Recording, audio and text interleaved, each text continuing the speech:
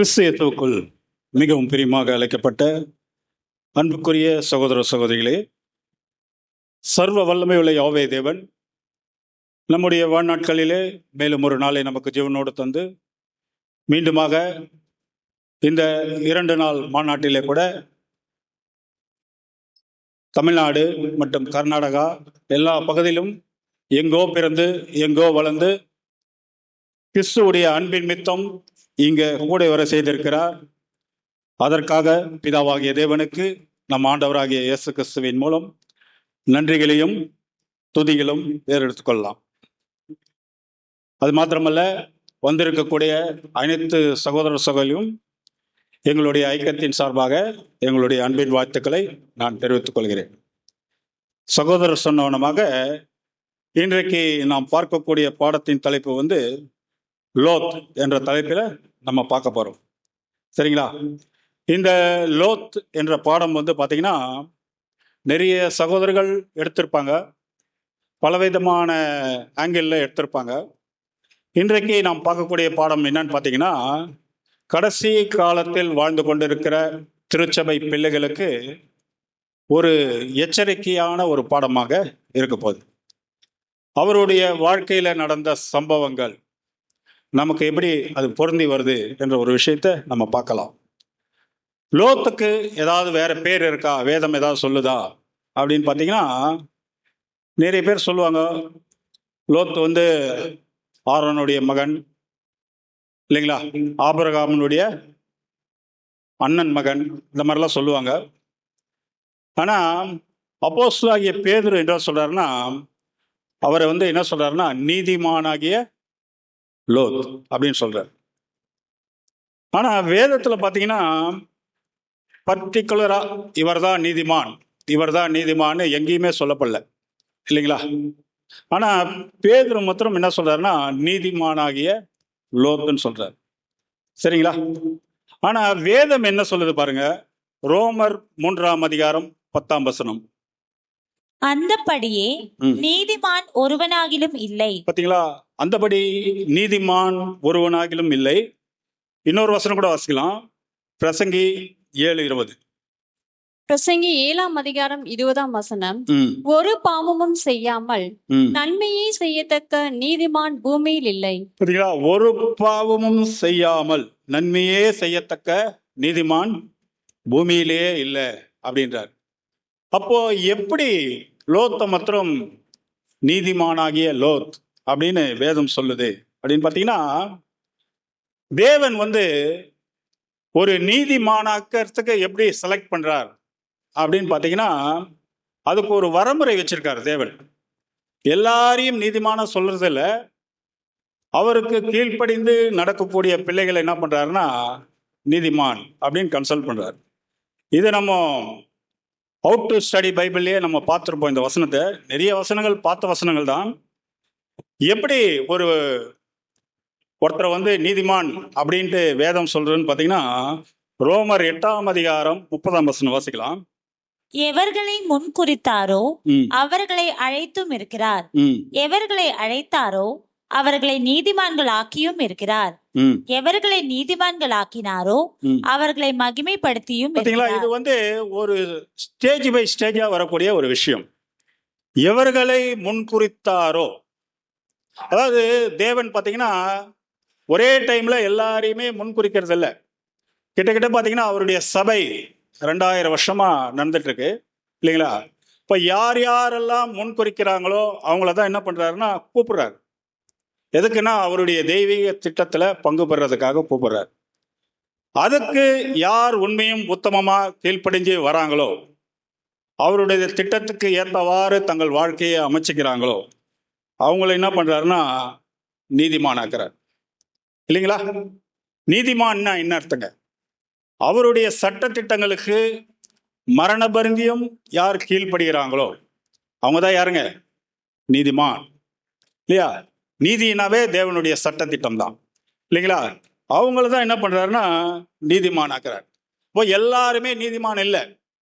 யாரெல்லாம் அவருடைய வேத வசனத்துக்கு கீழ்ப்படிந்து தங்களுடைய வாழ்க்கையை வசனத்துக்கு ஏற்ற மாதிரி மாற்றிக்கொள்கிறார்களோ அவர்கள் தான் யாருங்க? நீதிமான். அவங்கள தான் என்ன பண்ற, அவங்க மரண பரிந்தியம் நிலை நிற்கணும்.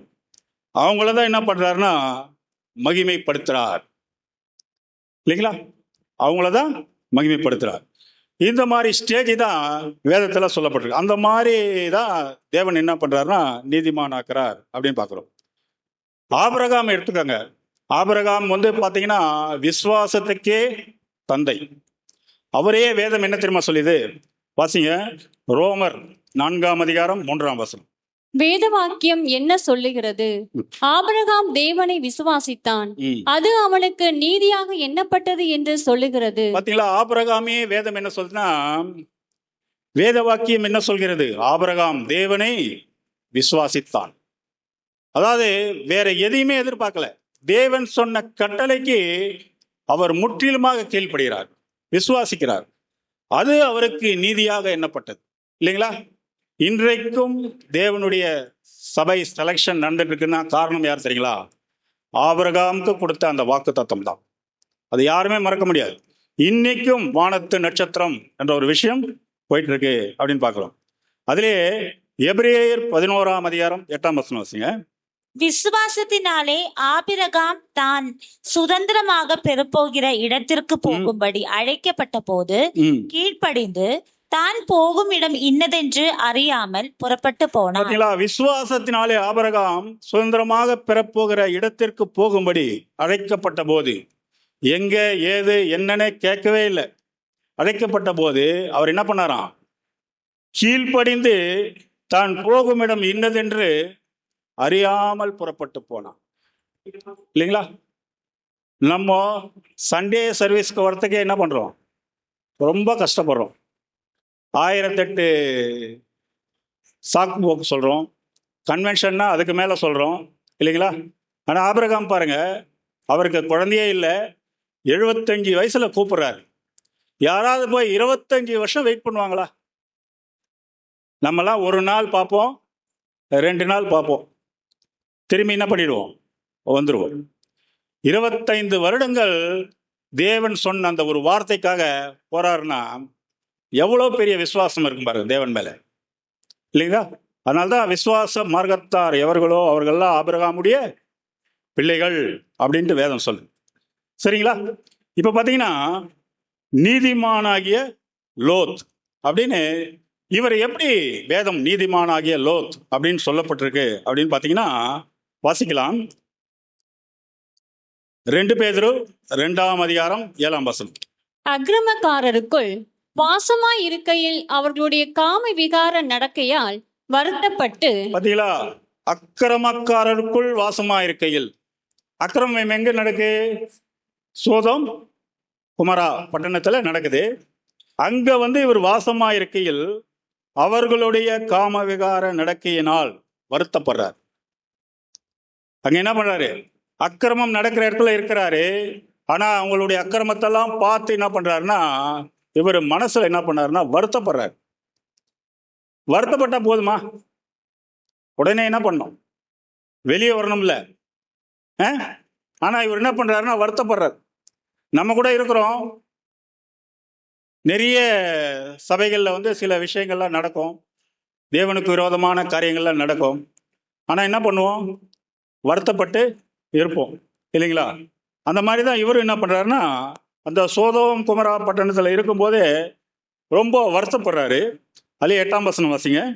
நாள்தோறும் அவர்களுடைய அக்கிரம கிரியைகளை கண்டு கேட்டு நீதியுள்ள தன்னுடைய இருதயத்தில் பாதிக்கப்பட்ட நீதிமானாகிய லோத்தை அவர் ரட்சித்திருக்க. பாத்தீங்களா? அவர் ஏன் ரட்சிக்கிறார் அப்படின்னா, அக்கிரமங்களை கண்டு கேட்டு நீதியுள்ள தன் இருதயத்தில் வாதிக்கப்படுறார். ரொம்ப மனஸ்தாபப்படுறார். என்னடா இங்க வந்து நம்ம இப்படி இருக்கிறோமே அப்படின்ற ஒரு விஷயத்த வருத்தப்படுறதால அவர் என்ன பண்றாருன்னா நீதிமானாகிய லோத். இப்போ நம்ம கூட தேவன் எப்படி நம்மளை கூப்பிட்டுருக்காருன்னு பார்த்தீங்கன்னா, நம்ம அந்தந்த பெயர் சபைகள்ல இருந்தோம். எவ்வளோ பேர் இருக்காங்க. ஒவ்வொரு சபையில 2000 பேர், 3000 பேர், 1000 பேர்லாம் இருக்காங்க. ஆனா நம்ம நோட்டீஸ் கொடுத்து கூப்பிடும்போது யாரோ ஒரு சிலர் தான் வந்திருப்பாங்க. எல்லாரும் வருவதற்கு வாய்ப்பில்லை. காரணம் என்னன்னா, அந்த ஒரு சிலருக்கு தான் என்ன இருக்குன்னா வருத்தமா தெரியுது. வேதத்துல எவ்வளோ மகத்துவமான விஷயங்கள் இருக்கு, இவங்க அதுக்கு புறம்பா என்ன பண்றாங்க, பேசுறாங்க. அப்போ நம்ம ஏதோ ஒண்ணு தேவன் நம்ம மேல அதை பார்க்கிறார். அதனால என்ன பண்றாருன்னா, நம்மள மாத்திரம் என்ன பண்றாருன்னா வெளியே கூப்பிட்டு வந்துட்டார் அப்படின்னு பார்க்குறோம்.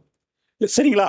அப்போ அவர் யார் மனசுல வருத்தப்பட்டு அங்க நடக்கிற பிரச்சனைகள் எல்லாம் பார்க்குறாங்களோ அவங்கள என்ன பண்றாரு தேவன் அங்கேருந்து என்ன பண்றாருன்னா பிரித்து எடுக்கிறத நம்ம பார்க்குறோம். சரிங்களா? இப்போ இவருடைய வம்ச வரலாறு எங்கேருந்து இவர் வந்தார் அப்படின்னு பார்த்தீங்கன்னா, ஆதியாகமம் 11ஆம் அதிகாரம் 27ஆம் வசனம் வாசிக்கலாம். தேராகுடைய வம்ச வரலாறு. தேராகு ஆபிரகாம், நாகோர், ஆரான் என்பவர்களை பெற்றான். ஆரான் லோத்தை பெற்றான். பாத்தீங்களா? தேராகுக்கு 3 பசங்க. அவங்க யாருன்னு பாத்தீங்கன்னா ஆபிரகாம், நாகோர், ஆரான் என்பவர்கள். இப்போ லோத்துடைய அப்பா தான் ஆரான் என்று பார்க்கிறோம் இல்லைங்களா? இந்த 3 பேருமே பாத்தீங்கன்னா தேராகுடைய பசங்க. லோத்துடைய அப்பா தான் ஆரான் அப்படின்னு பார்க்கிறோம். ஆதியாகமம் 11ஆம் அதிகாரம் 28ஆம் வசனம். ஆரான் தன் ஜென்ம பூமியாகிய ஊர் என்கிற கல்தேயர் தேசத்து பட்டணத்திலே தன் தகப்பனாகிய தேராகு மரிக்கும் முன்னே மரித்தான். அவர் ஜென்ம பூமி, அவர் சொந்த ஊர்லயே என்ன பண்ணிடுறாருன்னா, லோத்துடைய அப்பா என்ன பண்ணிடுறாருன்னா இறந்து போயிடுறாரு அப்படின்னு பார்க்குறோம். சரிங்களா? அதுக்கப்புறம் என்ன பண்றாருன்னா, தேராகு என்ன பண்றாருன்னா தன் குடும்பத்தை எல்லாம் கூட்டிட்டு கானான் தேசத்தை நோக்கி போறார் அப்படின்னு பார்க்கிறோம். ஆதியாகமம் 11ஆம் அதிகாரம் 31ஆம் வசனம். தேராக தன் குமாரனாகிய ஆபிராமையும் ஆரானுடைய குமாரனும் தன் பேரனுமாய் இருந்த லோத்தையும் தன் குமாரன் ஆபிராமுடைய மனைவியாகிய தன் மருமகள் சாராயையும் அழைத்து கொண்டு அவர்களுடனே ஊர் என்கிற கல்தேயருடைய பட்டணத்தை விட்டு கானான் தேசத்துக்கு போக புறப்பட்டான். அவர்கள் ஆரான் மட்டும் வந்தபோது அங்கே இருந்து விட்டார்கள். அங்கே இருக்கிறாங்க. அங்கே இருக்கும்போது என்ன ஆயிடுதுன்னா, தேராகு என்றவர் என்ன பண்ணிடுறாருன்னா மறிச்சிடுறாரு. சரிங்களா? தேராகு மறிச்சிடுறாரு. அதுக்கப்புறம் இவங்களை கைட் பண்ணிட்டு போறது யாருன்னு பார்த்தீங்கன்னா ஆபிரகாம் தான். சரிங்களா? அப்போ லோத்துடைய அப்பாவும் இறந்துடுறாரு, இவங்க 3 பேருடைய அப்பாவும் இறந்து போயிடுறாரு. அதுக்கப்புறம் யார் தான் பார்த்தீங்கன்னா மூத்த நிலைமையில இருக்கிறவரு ஆபிரகாம் தான். ஆபிரகாம் என்ன பண்றாருன்னு பாருங்க, வாசிக்கலாம். ஆதியாகமம் 12ஆம் அதிகாரம் 1ஆம் வசனம். கர்த்தர் ஆபிராமை நோக்கி, நீ உன் தேசத்தையும் உன் இனத்தையும் உன் தகப்பனுடைய வீட்டையும் விட்டு புறப்பட்டு நான் உனக்கு காண்பிக்கும் தேசத்துக்கு போ. பார்த்தீங்களா? கர்த்தர் ஆபிரகாமை நோக்கி உன் தேசத்தையும் உன் இனத்தையும் எல்லாம் உன் தகப்பன் வீட்டையெல்லாம் விட்டுட்டு நான் உனக்கு காண்பிக்கும் தேசத்துக்கு போன்றாரு. சொன்ன உடனே என்ன பண்றாருன்னா, இவர் எல்லாரையும் கூட்டிட்டு என்ன பண்றாரு, கிளம்பி போறாரு. கிளம்பி போகும்போது அங்க என்ன நடக்கு அப்படின்னு பாத்தீங்கன்னா, ஆதியாகமம் 12ஆம் அதிகாரம் 5ஆம் வசனம். ஆபிராம் தன் மனைவியாகிய சாராயையும் தன் சகோதரனுடைய குமாரனாகிய லோத்தையும் தாங்கள் சம்பாதித்திருந்த தங்கள் சம்பத்தெல்லாவற்றையும் ஆரோனிலே சபதரித்திருந்த ஜனங்களையும் கூட்டிக் கொண்டு அவர்கள் கானான் தேசத்துக்கு புறப்பட்டு போய் கானான் தேசத்தில் சேர்ந்தார்கள். அங்க போய் இவங்க என்ன பண்றாங்க, சேர்றாங்க. சேர்ந்ததுக்கு அப்புறம் தான் என்ன நடக்குன்னா, அங்க போய் சேர்ந்த இடத்துல ஒரு மிகப்பெரிய ஒரு பஞ்சம் ஏற்படுது. அதனால அவங்க தெற்கே போறாங்க.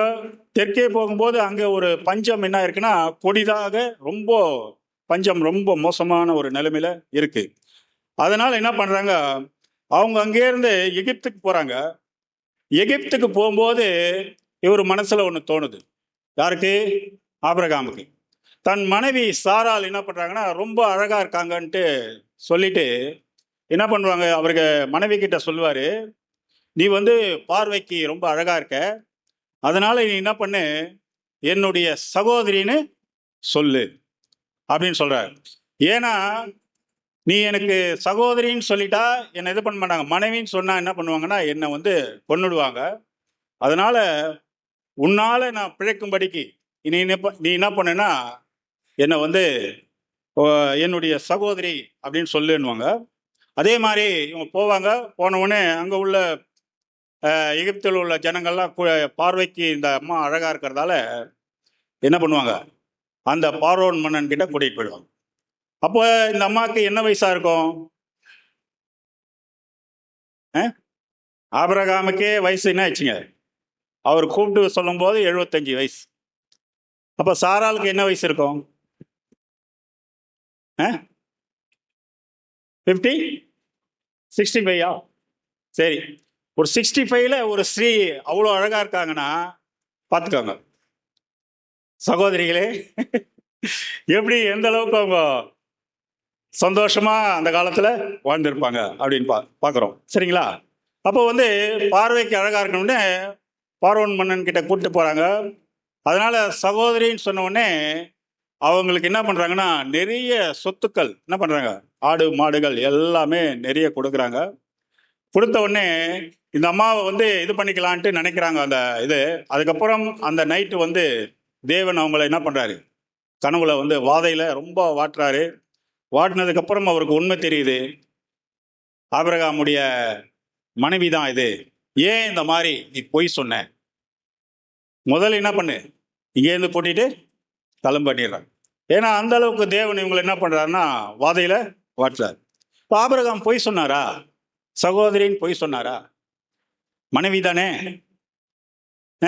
சகோதரின் பொய் சொன்னாரா அவரு? ஒரு வசனம் வாசிக்கலாம். ஆதியாகமம் 20:12. அவள் என் சகோதரி என்பது மெய்தான். பாத்தீங்களா? சாராள் வந்து ஆபிரகாமுடைய சகோதரி என்றது உண்மைதான். அவள் என் தகப்பனுக்கு குமாரத்தி, என் தாய்க்கு குமாரத்தி அல்ல. தகப்பனுக்கு குமாரத்தி, என் தாய்க்கு குமாரத்தி அல்ல. அப்படின்னா என்ன அர்த்தம்? அப்பா ஒண்ணுதான், அம்மா வேற. பாத்தீங்களா? அவர் சொன்னது என்னமோ உண்மைதான். ஆனா அந்த இடத்துல என்ன சொல்லியிருக்காருன்னா தம் உயிர் பிழைக்கும்படி அப்படி சொன்னார். உடனே என்ன பண்ணிட்டாருன்னா அங்கே இருந்து அந்த எகிப்துல இருந்து நிறைய சொத்துக்கள்லாம் வாங்கிட்டு இவர் அங்கேருந்து என்ன பண்றாருன்னா வெளியே வர்றார். வெளியே வரும்போது இவருடைய நிலைமை எப்படி இருக்கு பாருங்க. ஆதியாகமம் 13:2. ஆபிராம் மிருக ஜீவன்களும் வெள்ளியும் பொன்னுமான ஆஸ்திகளை உடைய சீமானா இருந்தான். பாத்தீங்களா? வரும்போது ஒண்ணும் இல்ல, ஆனா தேவன் என்ன பண்ணாரு, அங்க போய் ஒரு ஆஸ்தியோட வர வைக்கிறதுக்காக அவருடைய திட்டத்துல பண்றாரு. அங்க போய் என்ன பண்றாருன்னா ரொம்ப ஆஸ்திகளோட வந்து எப்படி இருக்காருன்னா சீமானா இருந்தான். ரொம்ப வசதி வாய்ப்புகளாகிறாரு. அவர் கூடயே தான் யார் வர்றது, லோத்து வர்றாரு. லோத்து எப்படி இருக்காரு பாருங்க. 13:5. ஆபிராமுடனே வந்த லோத்துக்கும் ஆடு மாடுகளும் கூடாரங்களும் இருந்தன. 2 பேருமே பாத்தீங்கன்னா சொத்துல எப்படிதான் இருக்காங்க, ரொம்ப ஐஸ்வர்யவான் ஆயிட்டாங்க, சீமான் ஆயிட்டாங்க அப்படின்னு பாக்குறோம் இல்லைங்களா? அப்ப எகிப்துல போய் நிறைய என்ன பண்ணிட்டாங்க, சம்பாதித்து கொண்டு வந்துட்டாங்க அப்படின்னு பாக்குறோம். அப்புறம் ஆதியாகமம் 13:6 வாசிங்க. அவர்கள் ஒருமித்து குடியிருக்க அந்த பூமி அவர்களை தாங்க கூடாதிருந்தது. அவர்களுடைய ஆஸ்தி மிகுதியா இருந்தபடியால் அவர்கள் ஒருமித்து வாசம் பண்ண ஏதுவில்லாமற் போயிற்று.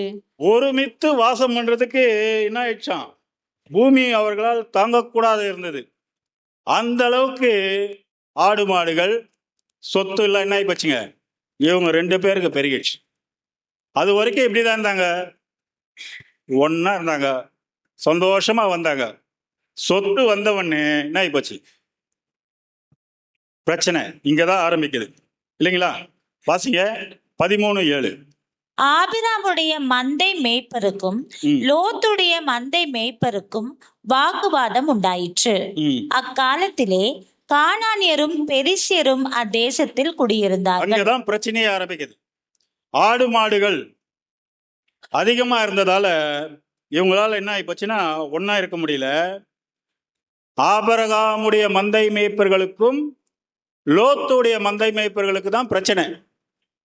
ஆபிரகாமுக்கும் லோத்துக்கும் பிரச்சனை இல்லை. இன்னைக்கு சபையிலையும் அதே தான். இன்னைக்கு இருக்கக்கூடிய கடைசி கால சபையிலையும் மந்தை பெருகின உடனே என்ன ஆகிப்படுது, மேய்ப்பருக்கு ஒரு பிரச்சனை இல்லை இல்லைங்களா? மேய்ப்பர்களுக்கு தான் பிரச்சனை. இவங்க மேய்ப்பர்களுக்கும் அவங்க மேய்ப்பர்களுக்கும் பிரச்சனை ஆயிடும். ஆபிரகாமுக்கும் லோத்துக்கும் எந்த பிரச்சனை, அதே மாதிரி சாத்தானுக்கும் கிறிஸ்துவுக்கும் எந்த பிரச்சனை இல்லை. அதை மேய்க்கிறோம் பாருங்க, இவங்களுக்கு தான் பிரச்சனை.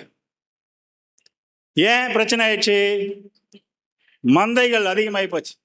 நமக்கு சொத்தே இதுதாங்க, இதுதான் மந்தை மேய்க்கிறது தான் சொத்தே. அதனால என்ன ஆகி போச்சு, யார் பெரியாள் யார் பெரியவன் அப்படின்ற ஒரு பிரச்சனை அன்னைக்கே ஸ்டார்ட் ஆயிடுச்சு. அன்னைக்கு ஸ்டார்ட் ஆனது இன்னைக்கு என்னதான் ஆயிட்டு இருக்கு, நடந்துட்டு தான் இருக்கு இல்லைங்களா? இன்னைக்கு பாருங்க, வேதமானவர் சபைகள் எத்தனை பிரிஞ்சிருக்கு பாருங்க, ஏகப்பட்டது பிரிஞ்சிருக்கு. பாபிலோனே இன்னும் கொஞ்ச நாள் என்ன பண்ணிடும், இப்போ விராட் கோலி எப்படி ரெக்கார்ட் பிரேக் பண்றாரோ அந்த மாதிரி இன்னும் கொஞ்ச நாள்ல வேதமானவர் சபை என்ன பண்ணிடும், பாபிலோனிய பீட் பண்ணிடும் போல இருக்கு. அந்த மாதிரி தான் இருக்கு. எங்க திருப்பூர் சபையிலேயே பார்த்தீங்கன்னா ஈஸ்ட் வெஸ்ட் நார்த்து சவுத்து சிலுவை மாதிரி 4 சைட்ல 4 இருக்கும். எங்கேயாவது போய் நம்ம சத்தியம் சொன்னா என்ன தெரியுமா சொல்றாங்க, எந்த சபைன்னு கேட்குறாங்க, வெஸ்டா ஈஸ்டா நார்த்தா சவுத்தான்னு கேட்குறாங்க. என்ன சொல்றது, அன்பாயிருங்கன்னு சொல்றீங்க, ஓகே, நீங்க சொல்றதெல்லாம் கரெக்டு, அதை நீங்க செய்றீங்களா முதல்ல நம்மள கேட்குறாங்க. அப்ப நம்ம என்ன பண்ண முடியும், தேவனுடைய சத்தியத்தை சொல்றோம், ஆனா அந்த இடத்துல என்ன பண்ண முடியுது, சத்தியமே தெரியாதவங்க கிட்ட தலை குனிய வேண்டிய சூழ்நிலை இருக்கு. காரணம் என்ன, காரணம் நாம தான். நம்ம கிட்ட என்ன இல்லை, விட்டு கொடுக்கிற மனப்பான்மை இல்லை. அதனாலதான் பிரச்சனையே ஆரம்பிக்குது. ஆளுக்கு ஒரு 10 பேரை வச்சுட்டு என்ன பண்ணிடுது ஒரு சபை. அங்க சத்தியம் இல்லைங்க, அங்க என்ன சொல்றாங்க, ஒண்ணுமே இல்லை, நாங்க சொல்றதுதான் சத்தியம். இந்த மாதிரி ஆளால் சொல்லிக்கிறது, அது தேவனுக்கு தான் தெரியும் யார் உண்மையா. ஆனா வேத வசனம் என்ன சொல்றது, தன்னைத்தான் தாழ்த்துகிறவன் தான் உயர்த்தப்படுவான் இல்லைங்களா? தன்னைத்தான் உயர்த்துகிறவன் தாழ்த்தப்படும், இதான் வேதம் சொல்லுது. அப்போ நம்ம என்ன நோக்கத்துல நம்ம இந்த சத்தியத்துல வந்தோம், அப்போ மந்தையை மேய்க்கிறதுக்காக தான். மந்தையை மேய்க்கிறதா நம்முடைய வேலை, தேவனுக்கு கீழ்ப்படுகிறதா வேலை இல்லைங்களா? மந்தையை அவர் எப்படியாவது யாரையாவது வச்சு, ஒரு நாயை கூட வச்சு என்ன பண்ணுவாரு, இன்னைக்கு நாயை வச்சு கூட மந்தையை மேய்க்கிறாங்க, பார்த்துருப்பீங்க. ஒரே நாயை 10,000 ஆடு மேய்க்குது, அப்படி போக விட மாட்டேங்குது, இப்படி போக விட மாட்டேங்குது. நம்ம அப்படி இல்லை, உள்ள நடுவில் பூந்து எல்லாத்தையும் என்ன பண்றோம், சிதறடிக்கிற மாதிரி பண்ணிடுறோம் இல்லைங்களா? இதெல்லாம் நம்ம வசனம் நம்ம வாசிக்கும் போது நம்ம மற்றவர்களுக்காக தான் வசனத்தை வாசிக்கிறோம். முதல்ல தவறு, நமக்காக வாசிக்கிறோம். நமக்கு வாழ்க்கையில இது என்ன, எதுக்கு பிரயோஜனம் என்ற ஒரு விஷயத்த வாட்சியம்னா தான் நம்ம அந்த ஒரு விஷயத்துல உயர்த்தப்படுவோம். சரிங்களா? அடுத்து வாசிங்க, ஆதியாகமம் 13:8. ஆபிராம் லோத்தை நோக்கி, எனக்கும் உனக்கும் என் மேய்ப்பருக்கும் உன் மேய்ப்பருக்கும் வாக்குவாதம் வேண்டாம், நாம் சகோதரர். நாம் சகோதரர்கள். பிதாவாகிய தேவனுடைய, யாரெல்லாம் பிதாவாகிய தேவனுடைய நாமத்தினாலே ஞானஸ்தானம் பெற்றவர்கள் அனைவருமே யார் தாங்க, சகோதரர்கள் சகோதரிகள் தான். இதுல எந்த மாற்று கருத்தும் கிடையாது. ஆனா ஆபிரகாமுடைய மைண்டை பாருங்க, அவர் எவ்வளோ பக்குவப்பட்டவர், எவ்வளோ மெச்சூரிட்டி ஆனவர் இல்லைங்களா? வாசிக்கலாம், ஆதியாகமம் 13:9. இந்த தேசமெல்லாம் உனக்கு முன் இருக்கிறது அல்லவா, நீ என்னை விட்டு பிரிந்து போகலாம், நீ இடதுபுறம் போனால் நான் வலதுபுறம் போகிறேன், நீ வலதுபுறம் போனால் நான் இடதுபுறம் போகிறேன் என்றான். பாத்தீங்களா, சாய்ஸ் கொடுக்கிறாரு, இவரே சாய்ஸ் கொடுக்கிறாரு. நீ இடதுபுறம் போனா நான் வலதுபுறம் போறேன், நான் வலதுபுறம் போனா நீ இடதுபுறம் போ. முதல் உனக்கு தான் சாய்ஸ். அந்த விட்டு கொடுக்கிற மனப்பான்மை கண்டிப்பா அது வேணும். ஆனா நம்ம என்ன பண்றோம், ஃபர்ஸ்ட் நம்ம சூஸ் பண்ணிட்டு மீதி தான் கொடுப்போம் இல்லைங்களா? ஆனா ஆபிரகாமுடைய அந்த பெருந்தன்மை, சாதாரணமா உலகத்தாரே சொல்றாங்க, விட்டு கொடுப்பவன் கெட்டு போவது இல்லைன்னு இல்லைங்களா? அந்த மாதிரி ஆபிரகாம் தன்னுடைய அண்ணன் மகனுக்கு என்ன பண்றாருன்னா விட்டு கொடுக்கிறார். விட்டு கொடுத்தவரு என்ன பண்ணிருக்கணும், அண்ணன் இவ்வளோ விட்டு கொடுத்துருக்கார் அப்படின்ட்டு பார்க்கணும் இல்லையா? ஆனா இவர் என்ன பண்றாருன்னு பாருங்க. அதுக்கு முன்னாடி ஒரு வசனத்தை வாசிக்கலாம், யாக்கோபு 3:16. வைராகியம் விரோதமும் எங்கே உண்டோ அங்கே கலகமும் சகல துர்ச்செய்களும் உண்டு. வைராகியம் விரோதம் எங்கே உண்டோ அங்கே சகலமும், அங்கே கலகமும் சகல துர்ச்செய்திகளும் உண்டு. சரிங்களா? ஆபிரகாம் வைராகியத்தோட இருக்காரு. ஆனா அங்க என்ன நடக்குன்னு பாத்தீங்கன்னா, லோத்துடைய மிகப்பெரிய அந்த ஒரு பிரச்சனையினால என்ன பண்றாருன்னா, அவர் வந்து லோத் வந்து 3 தவறுகள் வந்து இந்த இடத்துல செய்கிறத பார்க்குறோம். அந்த 3 தவறுகளுமே அவர் எங்கே கொண்டு போய் விடுதுன்னு பார்த்தீங்கன்னா ரொம்ப அழிவை நோக்கி கொண்டு போய் விடுது. ஆபிரகாம் பார்த்தீங்கன்னா விசுவாசத்துக்கே தந்தை. ஆனால் அவர் ஆபிரகாமை விட்டு போல விசுவாசத்தை விட்டு என்ன பண்ணுறாரு? பிரிஞ்சு போகிறார். ஆபிரகாம் விட்டு போகிறதுன்னா என்ன அர்த்தம்? விசுவாசத்தை விட்டே அவர் போகிறார் அப்படின்னு பார்க்குறோம். அதனால அவர் 3 தவறுகள் போகிறார். அவர் அங்கே இருந்து என்ன பண்ணுறாருன்னா பிரிந்து போகிறார் அப்படின்னு பார்க்குறோம். வாசிக்கங்க, பிரிந்து போகிறனுடைய எதனால் அவங்க பிரிஞ்சு போகிறாங்க அப்படின்னு பார்த்தீங்கன்னா நீதிமொழிகள் 18ஆம் அதிகாரம் 1ஆம் வசனம். பிரிந்து போகிறவன் தன் இச்சையின்படி செய்ய பார்க்கிறான், எல்லா ஞானத்திலும் தலையிட்டு கொள்ளுகிறான். ஒருத்தர் பிரிஞ்சு போறாங்க அப்படின்னா என்ன அர்த்தம்னா இச்சை. இச்சைன்னா என்னங்க? ஆசை. முதல் இந்த இச்சை எங்க இருந்து ஆரம்பிச்சதுன்னு பார்த்தீங்கன்னா ஏதேன் தோட்டத்திலேயே ஆரம்பிச்சிச்சு. பார்ப்பதற்கு அது பழம் எப்படி இருந்தது? அழகாகவும் இச்சிக்கத்தக்க பழமா இருந்தது இல்லைங்களா? அங்கேயே ஆரம்பிச்சிச்சு ஆசை என்ற ஒரு விஷயம். இதை யாரால் ஏற்படுத்தது? சாத்தானால் அந்த ஆசை வந்து ஏற்படுத்தப்பட்ட விஷயம். அதே மாதிரி ஒருத்தன் விசுவாசத்தை விட்டு வெளியே போறான் அப்படின்னா என்ன அர்த்தம்னா பிரிந்து போகிறவன் தன் இச்சையின்படி செய்ய பார்க்கிறான், எல்லா ஞானத்திலும் என்ன பண்றான்? தலையிடுகிறான். அது எதற்காக அப்படின்னு பார்த்தீங்கன்னா அந்த காலத்துல வந்து சொத்தே பார்த்தீங்கன்னா ஆடு மாடுகள் தான் இல்லைங்களா? இன்னைக்கு சொத்து எப்படின்னா எல்லாம் பணமா மாறி போச்சு. அதனால்தான் 1 தீமோத்தேயு 6ஆம் அதிகாரம் 10ஆம் வசனம் வாசிங்க. பண ஆசை எல்லா தீமைக்கும் வேறாய் இருக்கிறது. சிலர் அதை இச்சித்து விசுவாசத்தை விட்டு வழுவி அநேக வேதனைகளாலே தங்களை உருவ குத்தி கொண்டிருக்கிறார்கள். இதுக்கு எல்லாத்துக்கும் மூல காரணம் என்னன்னு பாத்தீங்கன்னா ஏதோ ஒரு வகையில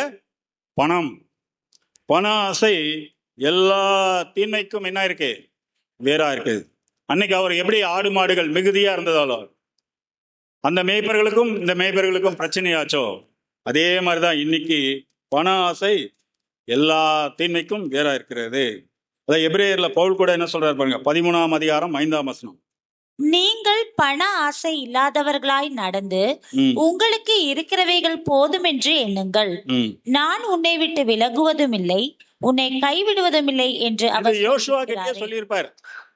நான் சொல்றபடி மாத்திரம் கேளு, வேற எது மேலே ஆசைப்படாத, நான் உன்னை விட்டு விலகுவதும் இல்லை, உன்னை கைவிடுவதும் இல்லை அப்படின்னு சொல்றாரு. அப்போ இதுக்கு எல்லாத்துக்கும் காரணம் என்னன்னு பார்த்தீங்கன்னா பண ஆசை தான் அப்படின்னு பார்க்குறோம். ஃபர்ஸ்ட் இவர் என்ன பண்றாருன்னா ஆபிரகாமை விட்டு என்ன பண்றாரு? பிரிந்து போகிறார். முதல் தவறு அது பண்ணாரு. 2வது தவறு லோத் என்ன பண்றாருன்னு பார்த்தீங்கன்னா ஆதியாகமம் 13ஆம் அதிகாரம் 10ஆம் வசனம். அப்பொழுது லோத்து தன் கண்களை ஏறெடுத்து பார்த்து யோர்தான் நதிக்கு அருகான சமபூமி முழுவதும் நீர்வளம் பொருந்தினதா இருக்க கண்டான். கர்த்தர் சோதோமையும் கொமோராவையும் அழிக்கும் முன்னே சோவாருக்கு போம் வழி மட்டும் அது கர்த்தருடைய தோட்டத்தை போலவும் எகிப்து தேசத்தை போலவும் இருந்தது. லோத்து கண்களை ஏறெடுத்து பார்க்கும்போது அது எப்படி இருக்குன்னா நீர்வளம் பொருந்திய ஒரு தோட்டம் போல பச்சை பசேல்னு தெரியுது. இங்கேருந்து பார்த்தா அங்கே எப்படி தெரியுது? பச்சை பசேல் தெரியும். நம்ம கூட சொல்லுவோம் சாதாரணமாக இக்கரைக்கு அக்கறை பச்சை மாதிரி தான் தெரியும். இந்த சபையை விட அந்த சபை எப்படி இருக்கு? ரொம்ப நல்லா இருக்கு. அங்கே வந்து 1000 பேர் கூடுறாங்க, 1500 பேர் கூடுறாங்க. நம்ம இதில் 4 பேர் தான் இருக்கிறோம். ஒருத்தர் மூஞ்சி ஒருத்தர் எவ்வளோ நாள் தான் பார்க்கறது. அதனால் என்ன பண்ணலாம்? அங்கே போயிடலாம். 1500 பேர் 1000 பேர் இருக்காங்க, அங்கே போயிடலாம் அப்படின்ட்டு லோத் என்ன பண்ணுறாருன்னா அதே மாதிரி சூஸ் பண்ணிட்டு போகிறார். இது பண்ணுறது அவர் 2வது தவறு. ஏன்னா நம்மளை அழைத்தவர் யாருங்க? தேவன் தான் அழைத்தார். தேவன் ஒருத்தரை எங்கே கொண்டு வந்து விடுறாருன்னா அங்கே அவரை பயன்படுத்துறதுக்காக தான் கொண்டு வந்து விடுறாரு. பல கஷ்டங்கள், உபத்திரங்கள், பிரச்சனைகள் இருந்து அவங்க நல்லா கற்றுக்கிட்டு பக்குவப்பட்டு வெளியே வரணும். அதற்காக தான் அவருக்கு கொடுத்துருக்காரு ஒரு 4 பேர் 5 பேர். இல்லை நம்ம எப்போதும் போல ஒரு நோவாமல் என்ன பண்ணலாம்? அங்கே போயிட்டோம்னா 1000 பேர் இருக்காங்க, நமக்கு எந்த பிரச்சனையும் இல்லை. நம்ம உண்டு, நம்ம குழம்பு உண்டு, நம்ம சட்டி உண்டுன்னு இருந்துக்கலாம், எந்த பிரச்சனையும் இல்லைன்னு போனால் அதுக்காக தேவன் நம்மளை கூப்பிட்டுருக்காரு, பாடுபடுறதுக்கு தான் கூப்பிட்டுருக்காரு. அப்போ இந்த 4 பேர் மத்தியில் என்ன பண்ணால் நம்ம அன்பை காமிச்சு டெவலப் பண்ணணும். அதற்காக தான் நம்மளை தேவன் கூப்பிட்டுருக்காரு. ஆனால் நம்ம என்ன பண்ணுறோம்? தூர தேசத்தை பார்க்குறோம், அது செழிப்பா இருக்கு, பச்சையா இருக்கு, அங்க போயிட்டா எந்த கவலையுமே இருக்காது அப்படின்னு நினைச்சிட்டு நம்ம அங்க போறோம். சரிங்களா? அந்த மாதிரி போகும்போது என்ன ஆகுதுன்னு பாத்தீங்கன்னா, அடுத்த வசனம் வாசிங்க. யாக்கோபு 1ஆம் அதிகாரம் 15ஆம் வசனம். பின்பு இச்சையானது கர்ப்பம் தரித்து பின்பு இச்சையானது என்ன ஆகுதுன்னா கர்ப்பம் தரிக்குது. கர்ப்பம் தெரிச்சா என்ன ஆகும்? கர்ப்பம் அப்படியே இருக்குமா? கொஞ்சம் கொஞ்சமா என்ன ஆகும்? பெருசாகும். 9 மாதம் ஆகும்போது ரொம்ப பெருசா இருக்கும், குழந்தை பிறக்கும் இல்லைங்களா? அதே மாதிரி பாவத்தை பிறப்பிக்கும். பாவம் பூரணமாகும் போது குழந்தை எப்படி வெளியே வருதோ அதே மாதிரி மரணத்தை பிறப்பிக்கும். அப்போ இதெல்லாம் என்ன பண்ணுங்கன்னா, தேவனை விட்டு நம்ம கொஞ்சம் கொஞ்சமா என்ன பண்றோம்? தூரமா போறோம்தான் அர்த்தம். இதே ERV பைபிள்ல பாருங்க, நீதிமொழிகள் 14:12 வாசிங்க. ஏமாற்றிய பொருட்களை பெற்றுக்கொள்பவன் தன் குடும்பத்துக்கு தானே துன்பத்தை வரவழைத்து கொண்டவனாவான். நேர்மையாக இருப்பவனுக்கோ துன்பம் இல்லை. ஏமாற்றி பொருள்களை பெற்றுக்கொள்பவன் தன் குடும்பத்திற்கு தானே என்ன பண்றானா? துன்பத்தை வர வச்சுக்கிறான். அதனால நேர்மையானவனுக்கோ எந்த துன்பமும் இல்லை. இப்போ கிறிஸ்து கூட இருந்தாரு, அவர் கூட நிறைய பேர் இருந்தாங்க, கிட்டத்தட்ட 3000 பேர்லாம் இருந்தாங்க. என் மாம்சத்தை புசித்து என் ரத்தத்தை பானம் பண்ணவர்களுக்கு தான் நித்திய ஜீவன் உண்டுன்னாரு. இது கடுமையான உபதேசம்ட்டு என்ன பண்றாங்க? எல்லாரும் ஓடிட்டாங்க. மீதி 12 பேர் இருந்தாங்க, அவங்களும் இருந்தாங்களா? கடைசியில சிலுவையில் அறையும் போது அவங்களும் ஓடிட்டாங்க இல்லைங்களா? இப்போ இதெல்லாம் தேவன் நமக்கு அப்போ ஒரு தேவனுடைய பிள்ளைகளுக்கு சாகும் வரைக்கும் என்னதான் இருக்கு? இந்த பூமியில பிரச்சனைகள் இருக்கு. அதை தான் ஒருவன் கிறிஸ்துவுக்குள் இருந்தால் அவன் என்ன பண்ணுவான்? துன்பப்படுவான். மனுஷனுக்கு செம்மையாய் தோன்றுகிற வழி உண்டு, அதன் முடிவு என்னங்க? மரணம். அப்போ ஒரு வழி நமக்கு செம்மையா தோன்றுதுன்னு வச்சுக்கோங்க, அது நம்ம வேதத்துல பார்த்தோம்னா அது தவறான விஷயமா தான் இருக்கும். சரிங்களா? அடுத்தது வாசிங்க. ஆதியாகமம் 13ஆம் அதிகாரம் 12ஆம் வசனம். ஆபிராம் கானான் தேசத்தில் குடியிருந்தான். லோத்து அந்த யோர்தானுக்கு அருகான சமபூமியில் உள்ள பட்டணங்களில் வாசம் பண்ணி சோதோமுக்கு நேரே கூடாரம் போட்டான். பாத்தீங்களா? இவர் என்ன பண்றாருன்னா, சோதோமுக்கு நேரா என்ன பண்றாரு? போய் கூடாரம் போடுறாரு. பார்க்கறதுக்கு எப்படி இருக்கு சோதோம் குமாரா? பார்க்கறதுக்கு ரொம்ப அழகா இருக்கு. வெளியே கூடாரம் போட்டு பார்க்குறாரு, பார்த்தா இவ்வளோ அழகா இருக்கே, நம்ம என்ன பண்ணலாம்? உள்ளே போயிடலாம், உள்ள போய் அங்க உள்ள ஜனங்களை என்ன பண்ணலாம்? ஆளலாம் அப்படின்னு ஒரு மனசுல இவருக்கு 3வது தவறே தான். வெளியே போய் முதல் பார்க்குறாரு, அப்புறம் என்ன பண்றாருன்னா நேரா உள்ள போயிடுறாரு.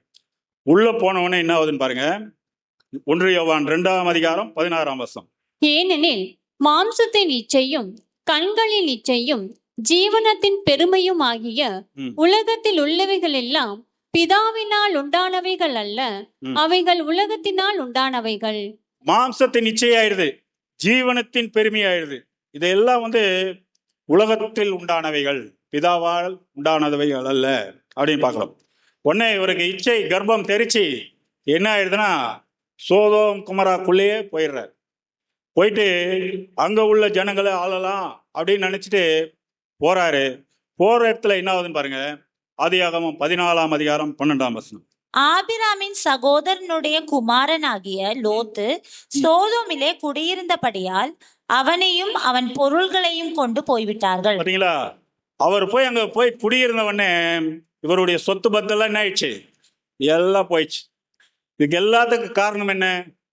பண ஆசை. எல்லா தீன்மைக்கும் வேறா இருக்கு. இருக்கிறது என்ன ஆயிடுச்சு? போயிடுச்சு. இங்க இருக்கும்போது எப்படி இருந்தாரு? நல்லா சீமானா இருந்தாரு. மந்தை மேய்ப்பர்களுக்கு சண்டை வரும்போது மந்தை மேய்ப்பர்களை சரி பண்ணியிருக்கணும். அது என்னுடைய சகோதரனுடைய ஆடுகள் தான், அது நம்ம ஆடுகள் மாதிரி தான், எல்லாம் ஒன்னா மேய்ங்கன்னு சொல்லியிருக்கணும். ஆனா என்ன ஆயிப்போச்சு? பிரிஞ்சு போகக்கூடிய ஒரு நிலைமை ஆயிடுச்சு. அதனாலதான் வேதம் என்ன சொல்றதுன்னா, மத்திய 6:20 பரலோகத்திலே உங்களுக்கு பொக்கிஷங்களை சேர்த்து வையாதீங்கள், அங்கே பூச்சியாவது துரும்பாவது கொடுக்கிறதும் இல்லை, அங்கே திருடனும் கண்ணமிடுவதும் இல்லை. அப்போ உங்களுக்கு பொக்கிஷங்கள் எல்லாம் எங்க சேர்த்து வைக்கணும்? பரலோகத்துல தான் சேர்த்து வைக்கணும். பூமியில சேர்த்து வச்சா என்ன ஆயிடும்?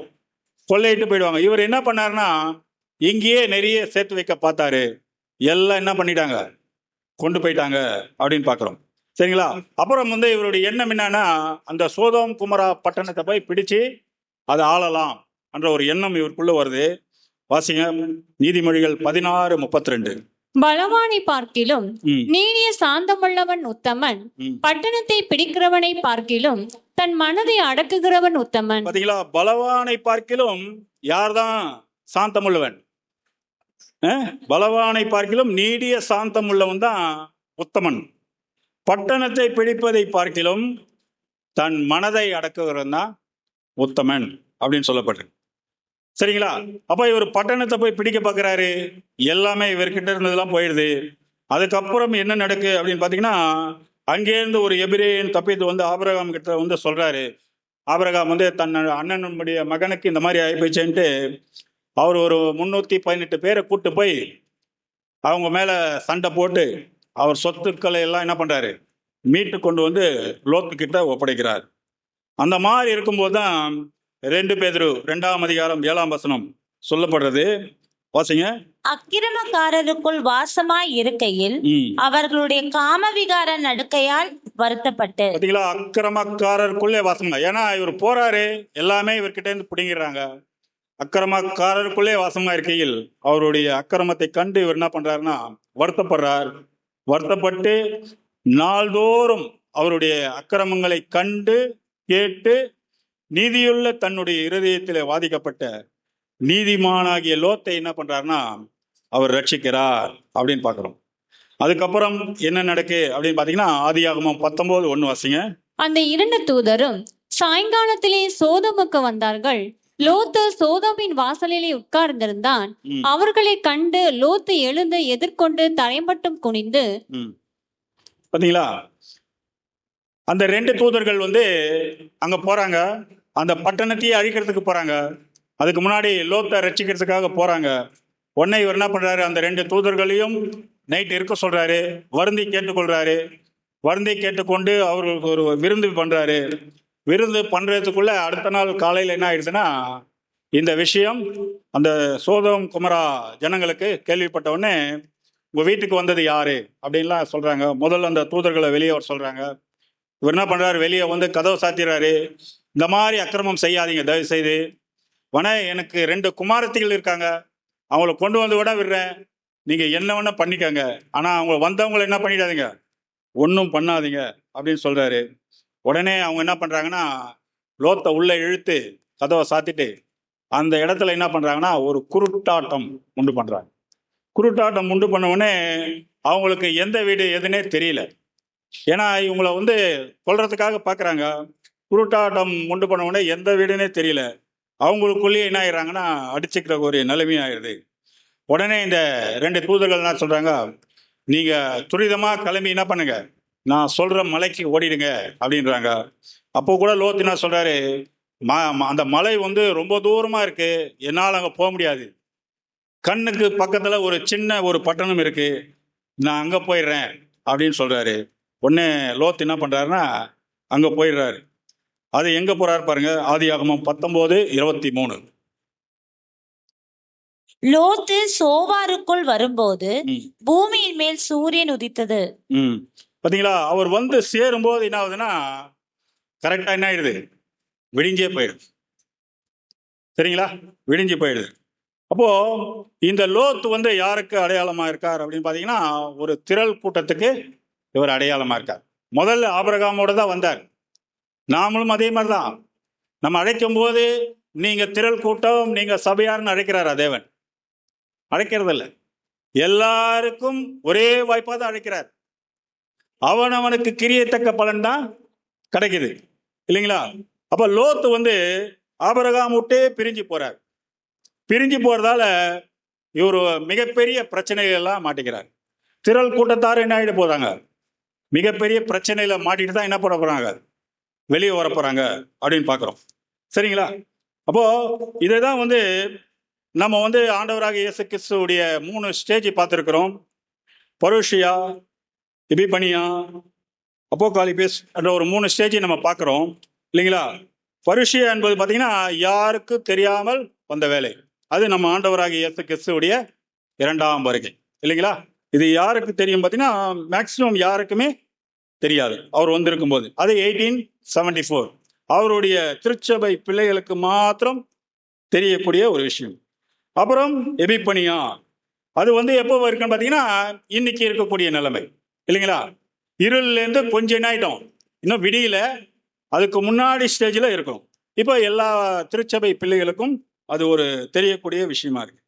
கடைசி ஸ்டேஜ் தான் என்ன ஆகுதுன்னா அப்போகாலிப்ஸ் அப்படின்னு சொல்றோம். இது எல்லாருக்குமே அந்த வெளிச்சம் என்ன ஆயிடும், தெரிஞ்சிடும்.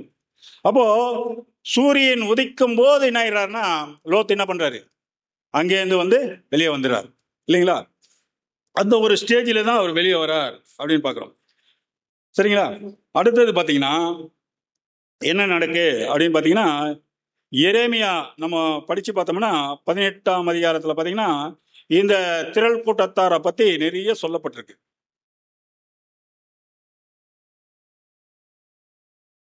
நிறைய சொல்லப்பட்டிருக்கு அப்படின்னு பார்த்தீங்கன்னா, அங்கே என்னன்னு பார்த்தீங்கன்னா சோதோம் குமரா அப்படின்னும் போது பார்க்கும்போது அங்கே என்னன்னு பார்த்தா சோதோம் குமராவுக்கு இவர் போனதுக்கு அப்புறம் தான் இவருடைய விசுவாசமே என்ன ஆகுதுன்னா குறைவுபட தொடங்குது.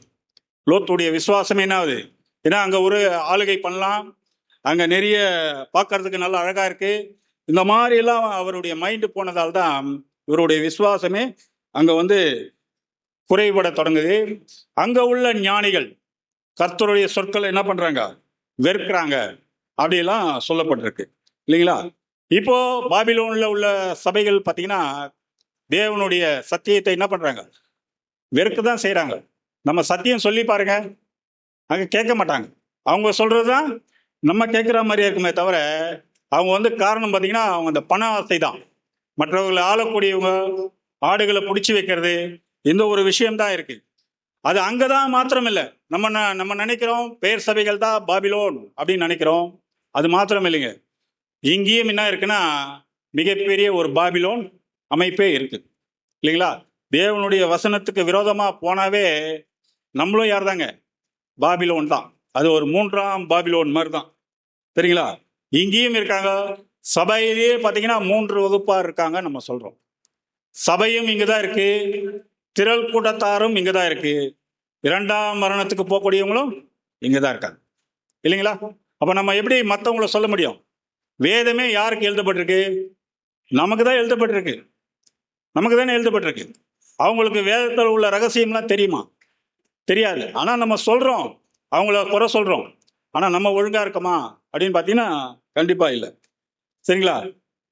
ஆனால் அவங்க என்ன சொல்கிறாங்க பாருங்க, எரேமியா 8:11, சமாதானம் இல்லாதிருந்தும் சமாதானம் சமாதானம் என்று சொல்லி என் ஜனமாகிய குமாரத்தின் காயங்களை மேற்பூச்சாய் குணமாக்குகிறார்கள். சமாதானமே இல்லைங்க.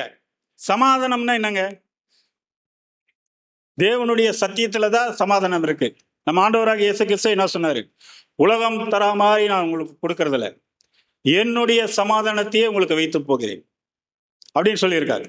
அப்போ அங்க சமாதானம் இல்லாதது இருந்தும் என்ன பண்றாங்க, சமாதானம் சமாதானம் என்று சொல்லி ஜனங்களை என்ன பண்றாங்கன்னா மேல் பூசாய் காயங்களுக்கு குணமாக்குறாங்க அப்படின்னு சொல்றோம் இல்லைங்களா.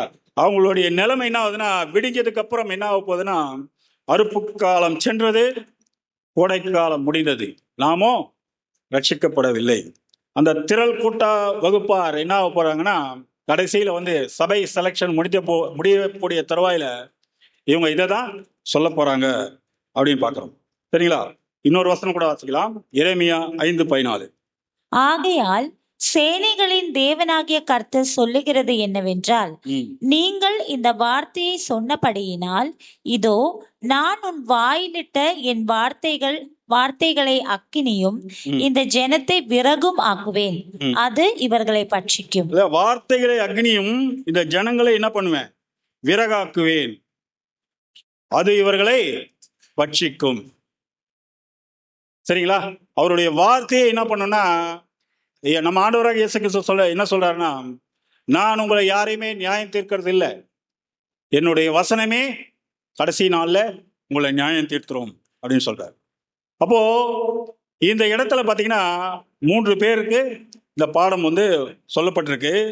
ஆபிரகாம் அப்படின்னு பார்க்கும்போது அது யாருக்கு அடையாளமா இருக்கார் அப்படின்னு பார்த்தீங்கன்னா சபையாருக்கு அடையாளமா இருக்கார். ஆபிரகாம் பார்த்தீங்கன்னா சபையாருக்கு அடையாளமா இருக்கார். எப்படி சொல்லலான்னு பார்த்தீங்கன்னா, அவர் எல்லாத்தையும் விட்டு கொடுத்தார். ஆபிரகாம் என்ன பண்றாரு? விட்டு கொடுக்கிறார். நீ கிழக்கே போனா நான் மேற்கே போறேன், நான் மேற்கே போனா நீ கிழக்கே போ. இல்லைங்களா? ஒரு சபையார் இங்க இருக்கிறாங்கன்னு வச்சுக்கோங்களேன், எந்த பிரச்சனை வந்தாலும் சரி என்ன பண்ணுவாங்க? விட்டு கொடுப்பாங்க. ஒருத்தர் விட்டு கொடுக்கலன்னு வச்சுக்கோங்க, அங்க என்ன ஆகுது? பிரச்சனை வருது. பிரச்சனை வந்து என்ன ஆகுது? பிரியக்கூடிய நிலைமை வருது. அப்போ விட்டு கொடுப்பவன் கெட்டு போவதில்லை சொல்றோம் இல்லையா? அப்போ ஒரு சபையார் இருந்தா கண்டிப்பா எல்லா விஷயத்திலும் என்ன பண்ணுவாங்கன்னா, தேவன் தான் என்ன அழைச்சிட்டு வந்திருக்கார், அவர் கடைசி வரைக்கும் என்ன பண்ணுவாரு? கொண்டு வந்தவர் உண்மை உள்ளவர், கண்டிப்பா கூட்டிட்டு போய் சேர்ப்பார் என்ற ஒரு விசுவாசம் நமக்குள்ள இருக்கணும். அப்பதான் அந்த சபையார் வகுப்பாருக்குள்ள குவாலிட்டி நமக்கு வரும். ஆனா லோத்து பாத்தீங்கன்னா திரள் கூட்டத்துக்கு ஒரு அடையாளமா இருக்கான். ஏன்னா அவர் வந்து பார்வைக்கு அழகா இருக்க இடத்த தேர்ந்தெடுக்கிறார், அதை ஆளக்கூடிய ஒரு இதுக்கு போயிடுறார். அங்க போய் அவர் நிறைய பிரச்சனையில மாட்டுகிறார் அப்படின்னு பாக்குறோம். சரிங்களா? அப்புறம் பாத்தீங்கன்னா இன்னொரு கேரக்டர் இருக்கு, லோத்துடைய மனைவி. அவங்க என்ன ஆகுறாங்கன்னு பாத்தீங்கன்னா, அந்த சோதோம் குமரா பட்டத்துல இருந்து வெளியே கூட்டு வந்து கூட என்ன பண்றாங்கன்னா, அதை விட்டு மனசு வரல. ஐயோ இவ்வளவு அழகான நகரத்தை விட்டு வெளியே வந்துட்டோமே அப்படின்ட்டு என்ன பண்றாங்க? திரும்பி பார்க்கறாங்க. திரும்பி பார்க்கும்போது அவங்களுக்கு என்ன ஆகுது? இரண்டாம் மரணம் என்ற ஒரு சூழ்நிலை வருது. ஆனா சபையாருக்கு என்ன வாக்குத்தத்தம் கொடுத்தார், ஆபிரகாமுக்கு என்ன கொடுத்தார் அப்படின்னு பாத்தீங்கன்னா, வாசிங்க ஆதியாகமம் 22:17. நான் உன்னை ஆசீர்வதிக்கவே ஆசீர்வதித்து உன் சந்ததியை வானத்து நட்சத்திரங்களைப் போலவும் கடற்கரை மணலைப் போலவும் பெருகவே பெருக பண்ணுவேன் என்றும் உன் சந்ததியார் தங்கள் சத்துருக்களின் வாசல்களை சுதந்திரித்துக் கொள்ளுவார்கள் என்றும். பாத்தீங்களா? உன் சந்ததியார் தங்கள் சத்துருக்களின் வாசல்களை சுதந்திரித்துக் கொள்வார்கள். யார் அவருடைய சந்ததியார்? ஆபிரகாமுடைய சந்ததியார் யாருங்க? யாரு? நாம தான் கடைசி காலத்துல உள்ள திருச்சபை பிள்ளைகள். அதான் கலாத்தியர் 3:7 கூட, ஆகையால் விசுவாச மார்க்கத்தார் இவர்களோ அவர்களே ஆபிரகாமின் பிள்ளைகள் என்று அறிவீர்களா அப்படின்னு சொல்லப்பட்டிருக்கு. சரிங்களா? இன்னொரு வசனம் கூட வாசிங்க, ஆதியாகமம் 19:22. தீவிரமாய் அங்கே ஓடி தப்பித்துக்கொள், நீ அங்கே போய் சேரும் மட்டும் நான் ஒன்றும் செய்யக்கூடாது என்றார்.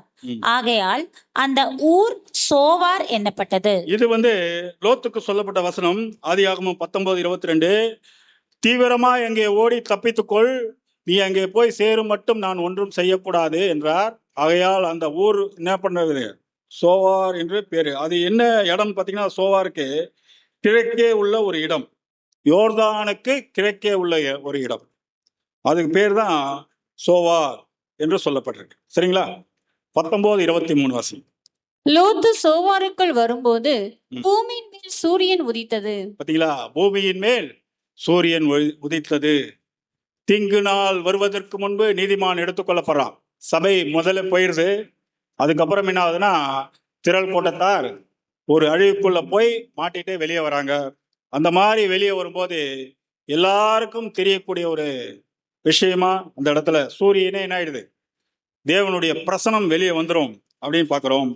ஆனா அவங்க மனைவியுடைய நிலைமை பாருங்க. ஆதியாகமம் 19:26. அவன் மனைவியோ பின்னிட்டு பார்த்து உப்பு தூண் ஆனாள். மனைவியோ என்ன ஆகுது? பின்னிட்டு திரும்பி பார்த்து உப்பு தூணா மாறிடுறாங்க. அதனால்தான் வேதம் என்ன சொல்லுது? உப்பு நல்லதுதான், உப்பு சாரமற்று போனால் எதனால் சாரமாக்கப்படும். இல்லைங்களா? உப்பு வந்து நல்லதுதான். ஆனா உப்பை யாராவது மதிக்கிறாங்களா? யாரும் மதிக்க மாட்டாங்க. உப்பு வந்து மற்ற பொருட்கள் எல்லாம் ருசி சேர்க்கக்கூடிய பொருள். இன்னைக்கு பாத்தீங்கன்னா பெரிய பெரிய கடைகள் எல்லாம் கூட பாத்தீங்கன்னா உப்பு என்ன பண்ணியிருப்பாங்க? வெளியே தான் வச்சிருப்பாங்க. ஆனா மற்ற பொருள்கள் எல்லாம் உள்ள இருக்கும், காஸ்ட்லியான பொருள்லாம் உள்ள இருக்கும். ஆனா இந்த உப்பு அதுல சேர்க்கலைன்னா அதுக்கு சுவையே கிடையாது. சுவை இருக்கக்கூடியது வெளியே இருக்கும், மற்றதெல்லாம் உள்ள இருக்கும். ஆனா அந்த உப்பே சாரமற்று போயிடுச்சுன்னு வச்சுக்கோங்க, எருவுக்கு கூட உதவாது அப்படின்றார். அப்போ நம்மள தேவன் எதுக்குதான் வச்சிருக்காருன்னா, மற்றவர்களுக்கு சுவையை சேர்க்கக்கூடிய ஒரு பொருளாதான் நம்மளை வச்சிருக்காரு, இல்லைங்களா? நம்ம உப்பு மாதிரி தான், நம்மளை யாரும் மதிக்க மாட்டாங்க, வெளியே தான் வச்சிருப்பாங்க. ஆனா ஒட்டுமொத்த உலக ஜனங்களுக்கே சுவை சேர்க்கக்கூடிய ஒரு பொருளாதான் நம்மளை என்ன பண்ணியிருக்காரு, வச்சிருக்கார் அப்படின்னு பார்க்குறோம். அதனால்தான் அவங்க பின்னிட்டு பார்க்கும்போது என்ன ஆயிட்டாங்கன்னா சாரமற்று போனாங்க அப்படின்னு பார்க்குறோம். சரிங்களா? அடுத்த வசனம் லூக்கா 14:35. அது நிலத்துக்காகிலும் எருவுக்காகிலும் உதவாது, அதை வெளியே கொட்ட போடுவார்கள். கேட்கிறதுக்கு காதுள்ளவன் கேட்க கடவன் என்றார். அதில் கேட்பதற்கு காதுள்ளவன் கேட்க கடவன் என்றார். வாசிங்க இன்னொரு வசனம், லூக்கா 9:62. அதற்கு இயேசு, கலப்பையின் மேல் தன் கையை வைத்து பின்னிட்டு பார்க்கிற எவனும் தேவனுடைய ராஜ்யத்துக்கு தகுதி உள்ளவன் அல்ல என்றார். கலப்பையின் மேல் தன் கையை வைத்து பின்னிட்டு பார்க்கிற எவனும் தேவனுடைய ராஜ்யத்துக்கு தகுதி உள்ளவன் அல்ல. நம்மெல்லாம் எதுக்குதான் வந்திருக்கோம்? நிலங்களை பண்படுத்த தான் வந்திருக்கிறோம். நம்ம கையில கலப்பை கொடுத்து வச்சிருக்கார். கலப்பையை கொடுத்துட்டா நம்ம என்ன பண்ணோம்? நிலத்தை பண்படுத்தி கொண்டே போயிட்டே இருக்கணும். ஐயோ இவ்வளவு கஷ்டப்படுறோமே அப்படின்ட்டு பின்னாடி பார்த்தோம்னா நம்மளுடைய நிலைமை என்ன ஆகும்? நம்ம வாழ்க்கையே சாரமற்று போயிடும். அதான் சொல்றாரு, பின்னிட்டு பார்க்கிற எவனும் தேவனுடைய ராஜ்யத்துக்கு தகுதியானவன் அல்ல. வந்தாச்சு, என்னைக்கு உடன்படிக்கை எடுத்து வந்துட்டோமோ தேவனுடைய வேலையை மாத்திரம்தான் பார்க்கணும். மற்ற வேலைகளில் நம்ம கவனம் செலுத்தினோம்னா நம்ம தேவனுடைய ராஜ்யத்துக்கு தகுதியற்ற பிள்ளைகளா போயிடுவோம்.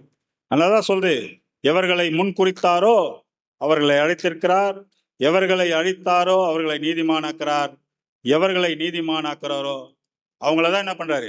மகிமைப்படுத்துறார். சரிங்களா? இன்னொரு வசனம் வாசிக்கலாம், ரோமர் 8:31. இவைகளை குறித்து நாம் என்ன சொல்லுவோம்? தேவன் நம்முடைய பட்சத்தில் இருந்தால் நமக்கு விரோதமாய் இருப்பவன் யார்? பாத்தீங்களா? இவைகளை குறித்து நாம் என்ன சொல்வோம்? தேவன் நம்முடைய பட்சத்தில் இருந்தால் நமக்கு விரோதமாய் இருப்பவன் யார்? நம்ம பக்கத்துல தேவன் இருக்கார் என்ற ஒரு விசுவாசம் நமக்கு இருந்ததுன்னா நம்ம எதை பத்தியும் கவலைப்பட வேண்டிய அவசியமே இல்லை. நம்ம ஆமனா நம்ம என்ன பண்ணிடுறோம்னா தேவனை நிறைய நேரத்துல என்ன பண்ணிடுறோம்? மறந்துடுறோம். அதனாலதான் நமக்கு ஏகப்பட்ட பிரச்சனைகள் எல்லாமே வருவதற்கு காரணமாயிடுது. சரிங்களா? அதனால்தான் எபிரேயர்ல சொல்லப்படுது, விசுவாசத்தினாலே நீதிமான் பிழைப்பான், பின்வாங்கி போனால் அவன் மேல் என் ஆத்மா பிரியமா இராது அப்படின்னு சொல்லப்பட்டிருக்கு. சரிங்களா? இன்னொரு வசனம் வாசிக்கலாம், மத்தேயு வாசிக்க 1 பேதுரு 3:12. கர்த்தருடைய கண்கள் நீதிமான்கள் மேல் நோக்கமாய் இருக்கிறது, அவருடைய செவிகள் அவர்கள் வேண்டுதலுக்கு கவனமாய் இருக்கிறது. தீமை செய்கிறவர்களுக்கோ கர்த்தருடைய முகம் விரோதமாய் இருக்கிறது. கர்த்தருடைய கண்கள் யாரு மேல நோக்கமா இருக்கான்? நீதிமான் மேலேயே நோக்கமா இருக்கான். நீதிமான்னா யார்? நம்ம பார்த்தோம், வசனத்துக்கு கீழ்ப்படுகிறோம். அதனால்தான் யாருடைய ஜெபம் கேட்கப்படும் அப்படின்னு கேட்கும்போது என்ன சொல்றோம்? நீதிமானுடைய ஜெபம் தான் கேட்கப்படும். நம்ம கீழ்ப்படியாம என்னதான் பைபிள் படிச்சாலும் சரி, எத்தனை கன்வென்ஷன் மீட்டிங் அட்டன் பண்ணாலும் சரி, சரிங்களா, எவ்வளோ சப்ஜெக்ட் பேசினாலும் சரி, ஒரு பிரயோஜனமும் இல்லை. அதனாலதான் வசனம் சொல்லுது யாக்கோபுல கூட, அதிக அக்கினி அடைவோம் என்று அறிந்தும் நீ போதகராக வேணும். இந்த புல்பீட்ல இருந்து தேவனுடைய வார்த்தையை ஒன்று சொல்லிட்டு நமக்கு அது விரோதமா நம்ம போய் ஏதாவது ஒன்று செஞ்சோம்னு வச்சுக்கோங்க, அந்த ஆக்கினி தீர்ப்பு நமக்கு தான் வரும். அதனாலதான் வேத வசனம் பொண்ணும் அவமாய் போல பேசக்கூடிய ஒவ்வொரு வார்த்தையிலும் நம்ம என்ன பண்ணோம்னா நம்ம அது நடக்கிறோமா, முக்கியமா நமக்கு தான் யார் யார் சொல்றாங்களோ அது நடக்கிறோமான்ற ஒரு விஷயத்தை பார்க்கணும். நிறைய பேர் விழுந்து போறதுக்கு காரணம் என்ன தெரியுங்களா? இவங்க சொல்றாங்க ஆனா செய்யறதில்லை.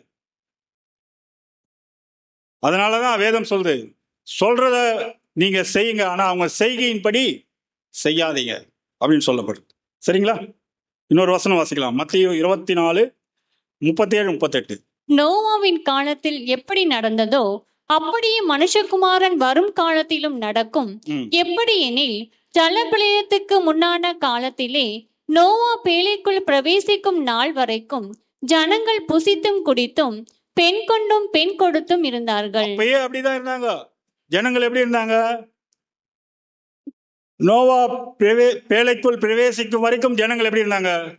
புசித்தும் குடித்தும் பெண் கொண்டும் தான் இருந்தாங்க. சரிங்களா? ஆனா சபை செலக்ஷன் ஆயிடுச்சு, முடிஞ்சிச்சு. நோவா காலத்தில்னா அது எப்படின்னா மனுஷகுமாரன் வரும் காலத்திலே நடக்கும். அவர் எப்போ வந்தாரு? 1874. அவர் வரும் காலத்திலே அப்ப நடக்கும். அதுக்கப்புறம் பாத்தீங்கன்னா லோத்தின் நாட்களை நடந்தது போலவே நடக்கும் என்றார். வாசிங்க. லோத்தினுடைய நாட்களில் நடந்தது போலவும் நடக்கும். ஜனங்கள் புசித்தார்கள், குடித்தார்கள், கொண்டார்கள், விற்றார்கள், நட்டார்கள், கட்டினார்கள். லோத்து சோதோமை விட்டு புறப்பட்ட நாளிலே வானத்திலிருந்து அக்கினியும் கந்தகமும் வருஷித்து எல்லாரையும் அழித்து போற வரைக்கும். அங்கேயும் நோவா காலத்திலே என்ன ஆயிடுச்சு?